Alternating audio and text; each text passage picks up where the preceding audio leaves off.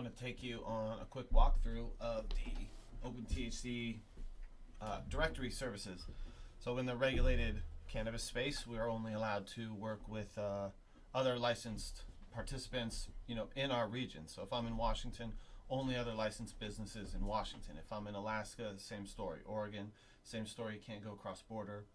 And in this universe, it's sort of difficult to keep track of everyone who's involved in the universe because the data's split all over the place, varying levels of accessibility.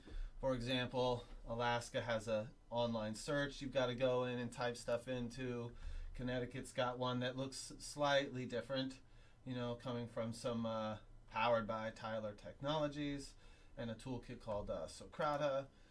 Washington State, you just get to download a spreadsheet with varying levels of accuracy.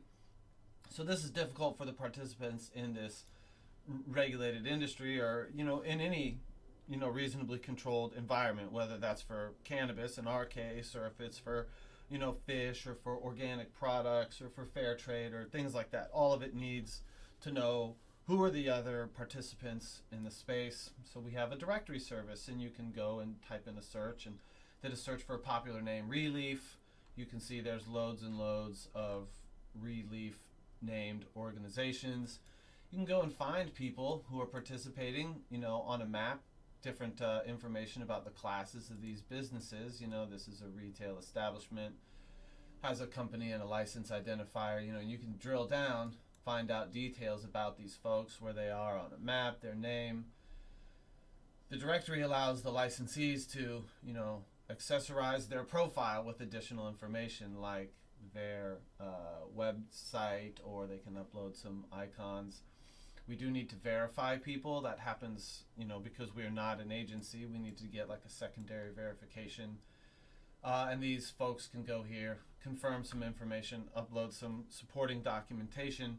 If you are a regulatory agency or some kind of regulatory body in enforcing cannabis regulations, or even again for your fair trade organization, this would be a mechanism where these companies could supply that additional documentation to you. It does have details about the specific license, some codes, some this and this, email, phone, direct address is a little bit hidden here on these public profiles. You can also find other companies that would then have multiple locations, multiple licenses assigned to them, so you can find that detail. And then like if you have maybe a new company, here's one, they were just recently added, so we don't have their address verified quite yet in the universe. But this allows you to, find folks who are in the universe, but then also, and this is fairly critical here, find this supporting details about what their license numbers are. You need this information to file, the different paperwork that exists in the universe.